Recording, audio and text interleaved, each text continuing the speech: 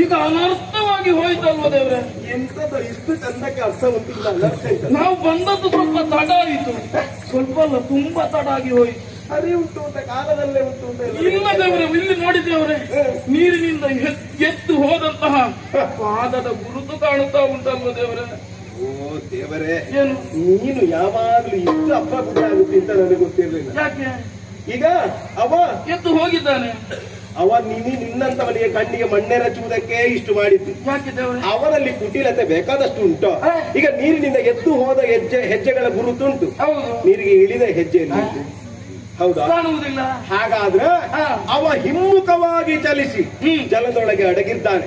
ಹಾಗಾಗಿ ಇನ್ನು ಆಲೋಚಿಸುವುದಲ್ಲ, ಏನು ಮಾಡುದು? ಅವನನ್ನು ಕರೀಬೇಕು ಅಂತ ಆದ್ರೆ ಯಾರು ದೇವರೇ ಕರೆಯುವುದು? ನೀ ಕರೆದ್ರೆ ಬರುವವ.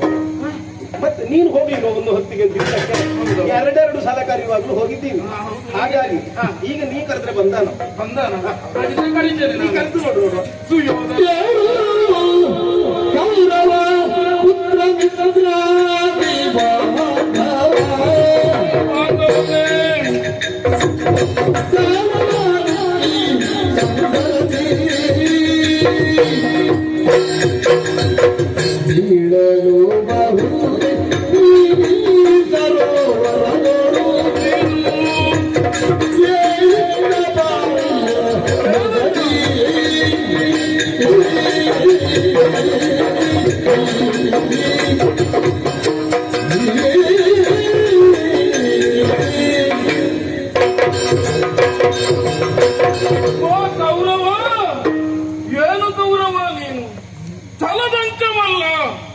ಒಂದು ಸಮಯದಲ್ಲಿ ಸೂಜಿಯ ಮೊನೆಯಷ್ಟಾದರೂ ಸ್ಥಳವನ್ನು ಕೊಡುವುದಿಲ್ಲ ಎನ್ನುವ ಹಾಗೆ ಹೇಳಿದವ ನೀನು.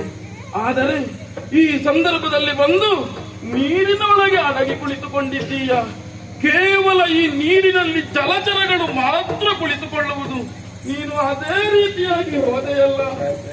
ಕೌರವ, ಕಾಲ ನಾವು ಏನಾದ್ರೂ ಒಂದು ಮಾತನಾಡಿ ಒಂದು ತೀರ್ಮಾನ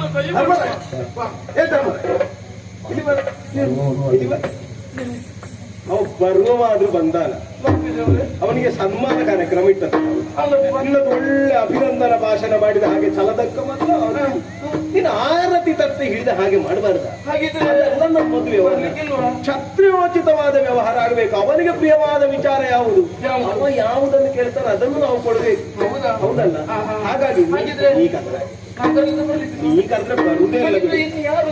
ಪಾರ್ಥ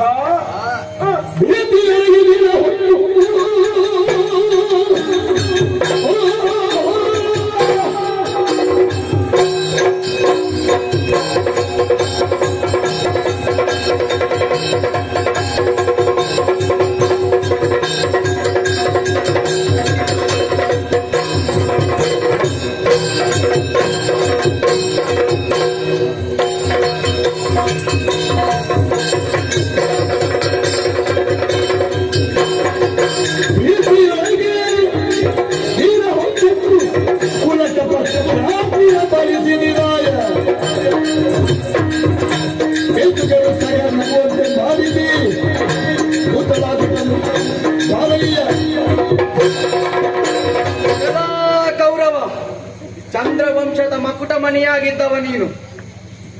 ರಣದಲ್ಲಿ ತಾನಾಗಿಯೇ ಮೆರೆಯುತ್ತಿದ್ದವ ನೀನು.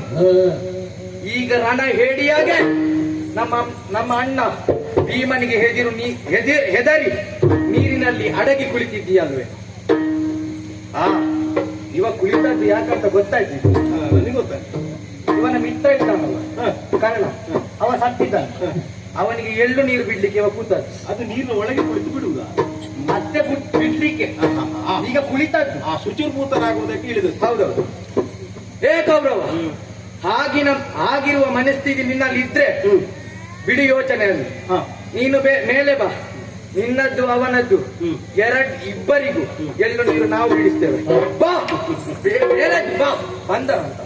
ಅವ ಎಳ್ಳು ನೀರು ಬಿಡುವ ವಿಷಯಕ್ಕೆಲ್ಲ ಬರ್ಲಿಕ್ಕಿಲ್ಲ. ಮತ್ತೆ ಅದಕ್ಕೆ ಇದ್ರೂ ಆ ಕಾರ್ಯಕ್ರಮಕ್ಕೆ ತಪ್ಪಿಸುವುದೇ. ಅಲ್ಲ, ಗುಳ್ಳೆ ಸ್ವಲ್ಪ ಜಾಸ್ತಿ ಆಗ್ತದೆ. ಎಂತದ್ದು ಗುಳ್ಳೆ ಹೆಚ್ಚಾದದ್ದು? ಮತ್ತೆ ಎಂತದ್ದು ಇಲ್ಲ, ನಿಮ್ಮದ್ದಾಗುವುದಿಲ್ಲ ಅಂತ ಅವನಿಗೂ ಗೊತ್ತಾಗಿದೆ.